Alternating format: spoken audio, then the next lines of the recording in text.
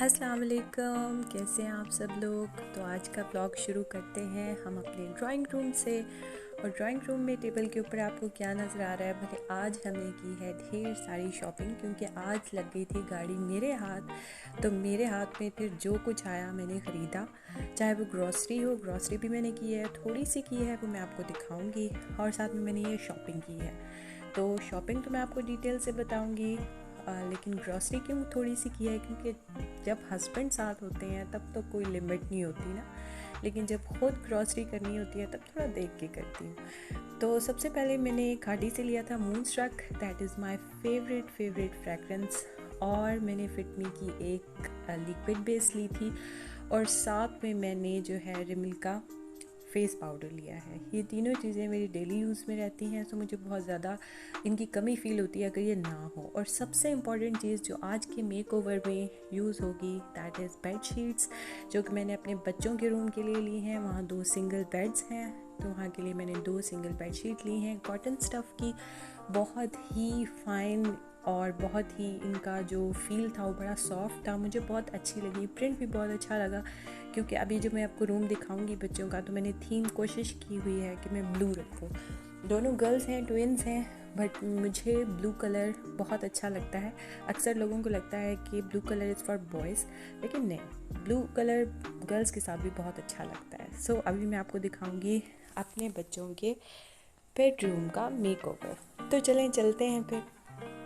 ये बिफ़ोर की फ़ोटो है। हम अभी शिफ्ट हुए हैं, लिहाजा हमने कुछ ज़्यादा इसको डेकोरेट नहीं किया हुआ है। बस बेड्स रखे हैं, मैट्रेसेस रखे हैं, और ये दूसरी साइड का व्यू है।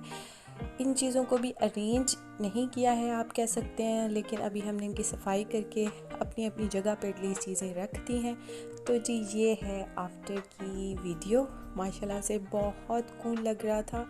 बेडशीट्स बहुत सूट कर रही थी कर्टन्स के साथ भी। और मेरे बच्चे जो हैं they are fond of teddy bears, तो मेरे पूरे घर में सिर्फ टेडी बियर्स हैं। And one more thing, that is books and teddy bears are their favourites. तो जी ये टॉयज़ हैं। और जब मैंने बच्चे अपने पापा के साथ बाहर गए हुए थे, जब वो दोनों वापस आई तो उनको इतना अच्छा लगा कि वो इस रूम से जा ही नहीं रही थी और यहीं पर बैठी हुई थी। हालांकि मोस्ट ऑफ़ द टाइम वो मेरे बेडरूम में रहती हैं, लेकिन आज इस मेकओवर के बाद वो अपने बेडरूम में ही थी मोस्ट ऑफ़ द टाइम। और ये 3 जो आपको सामने पेंटिंग्स नज़र आ रही हैं, वो टोटली मेड बाय मी हैं। कभी उनका भी मैं आपको अच्छे से एक ब्लॉग बना के बताऊंगी कि मुझे पेंटिंग करना और पेंटिंग से रिलेटेड चीज़ों को देखना और उनको समझना कितना पसंद है। सो ये मेकओवर था, मुझे बहुत अच्छा लगा। लेकिन अभी भी ढेर सारी चीज़ें ऐसी हैं जो लेने वाली बाकी हैं, आपको साथ साथ दिखाऊंगी। तो जी मेकओवर के बाद जैसे ही हम घुसे किचन में, तो हमें पता चला कि भाई आटा तो है नहीं रोटी बनाने के लिए। तो हमने कहा छोड़ो भाई मेकओवर शेकओवर, पहले अपने किचन के काम पूरे करते हैं। सो मैंने आटा गूंदना शुरू कर दिया। साथ साथ मैं आपको एक बात बताऊं कि आटा गूंदना मैंने अपनी शादी के बाद शुरू किया था। शादी से पहले मेरा नहीं ख्याल कभी आटा गूंदा था, बट अब तो मैं प्रो हूँ ना, मुझे बहुत अच्छा आता है आटा गूंदना, मैं बहुत जल्दी भी गूंद लेती हूँ।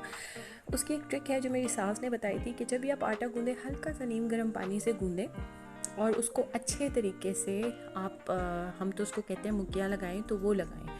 तो वो जितना अच्छा आप करेंगे उतना। और एक और ट्रिक भी बताई थी, वो ये कि अच्छा आटा गूंदने की निशानी ये है कि जिस बर्तन में आप गूंद रहे हैं उसके ऊपर आटा बिल्कुल नहीं चिपकना चाहिए, आपका बर्तन नीचे से साफ़ होना चाहिए। तो जी देखें, फिर मैंने अपनी सास की बात कितने अच्छे से मानी हुई है। तो जी आटा गूंद रही थी मैं और साथ साथ सोच रही थी कि अब मैं क्या करूँगी। मैंने फिर खाना बनाया था। ग्रॉसरी के शॉपर्स, जो थोड़ी सी ग्रॉसरी थी उसके शॉपर्स वैसे ही रखे हुए थे। सो मैंने पहले खाना बनाया था, बच्चों को और हस्बैंड को खाना दिया था। उसके बाद मैं दोबारा आ गई थी अपने ग्रॉसरी के शॉपर्स की तरफ। देख लें जी, जब अपने ऊपर ग्रॉसरी आती है तो बस इतनी सी होती है। कभी दिखाऊंगी जब हस्बैंड के साथ जाती हूँ तो क्या क्या लेती हूँ। सो ये ग्रॉसरी का शॉपर था, इसमें मैंने ग्रेप्स लिए थे और इसमें मैंने चिकन लिया था। तो मैं अकेली थी और गाड़ी मेरे हाथ लग गई थी, तो जो चीज़ मुझे ठीक लगी तो मैं लेकर आ गई। तो मैं आपको चले एक ओवरव्यू सा दे देती हूँ कि मैंने क्या क्या ख़रीदा था। ट्राई करूँगी कि आप बोर ना हो, इसकी स्पीड को तेज़ रखूँगी। तो सबसे पहले मैंने एवरीडे लिया था, बिकॉज़ वो ख़त्म था और मैं एवरीडे की चाय पीती हूँ, मुझे बहुत पसंद है। मुझे अब दूसरे दूध की चाय पसंद ही नहीं आती। और ये टपाल दानेदार है। ऑयल लिया था, बहुत ही बेसिक किस्म की ग्रॉसरी थी। ये जो ग्रेप्स हैं इनको अभी हम वॉश करेंगे, तो मैं इसको स्ट्रेनर में डाल लेती हूँ। साथ में जो चिकन है उसको भी हम एक अलग स्ट्रेनर में डालेंगे और उसको भी वॉश करेंगे, तो वो भी मैं आपको दिखाती हूँ। मुझे एक्चुअली मैंने आपको शायद बताया था कि मुझे OCD है, तो मुझे दैट इज़ लाइक मैं कभी कभी इस वजह से तंग भी बहुत होती हूँ, क्योंकि that is not easy to handle. तो मुझे चीज़ें अरेंज्ड ठीक लगती हैं। तो ये मैं रीफ़िल करती जा रही थी। सबसे पहले मैंने पत्ती को रीफ़िल किया था और ये फिर मैं एवरीडे को रीफ़िल कर रही हूँ। अब मैं ऑयल को भी रीफ़िल करूँगी, लेकिन उसके मज़े की बात ये है कि जो ऑयल की बॉटल आपको नज़र आ रही है मैंने फेंकी नहीं। पूछें क्यों? इसलिए नहीं फेंकी है क्योंकि ये मेरी ट्विन गर्ल्स का डिटर्जेंट की बॉटल थी, जो मैंने धो धो के साफ़ करके उसमें ऑयल रखा, क्योंकि मुझे इसको फेंकना नहीं था, क्योंकि मेरे दिल के बहुत करीब है। उनके पहले जो कपड़े थे वो इसी डिटर्जेंट से मैंने वॉश किए थे, और ये साथ में हम थोड़ा थोड़ा जो गंद मच गया था उसको फेंकेंगे। और यहाँ हमने चिकन को धोना शुरू कर दिया। बहुत अच्छे से चिकन को धोया करें, चर्बी वगैरह या खून वगैरह उसके ऊपर नहीं रहने दिया करें, और जब तक वो सफ़ेद सा नहीं हो जाए धुलते हुए। और अगर आपको बहुत ज़्यादा उससे स्मेल काइंड ऑफ आ रही है तो आप नमक के पानी से भी धो सकते हैं। उससे बहुत अच्छा सा चिकन जो है वो धुल भी जाता है, स्मेल भी चली जाती है और वाइट सा भी हो जाता है। उसको अच्छे से पानी से गुजारा करें नमक से धोने के बाद। तो जी, आपकी घरेलू बाजी के बारे में मैं कुछ बताती चलूँ कि मैं केमिस्ट्री की लेक्चरर भी हूँ। अभी फ़िलहाल मैंने ब्रेक लिया हुआ है बिकॉज़ मेरे बच्चे अभी छोटे हैं, सो इस साल मैंने सिर्फ क्लासेस नहीं ली, otherwise I am full time lecturer.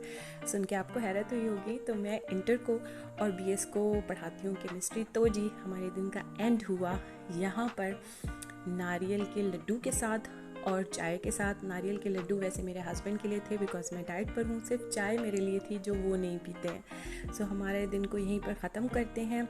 Like कर दीजिए, सब्सक्राइब कर दीजिए प्लीज़, ताकि मेरी एनर्जी बनी रहे। Thank you.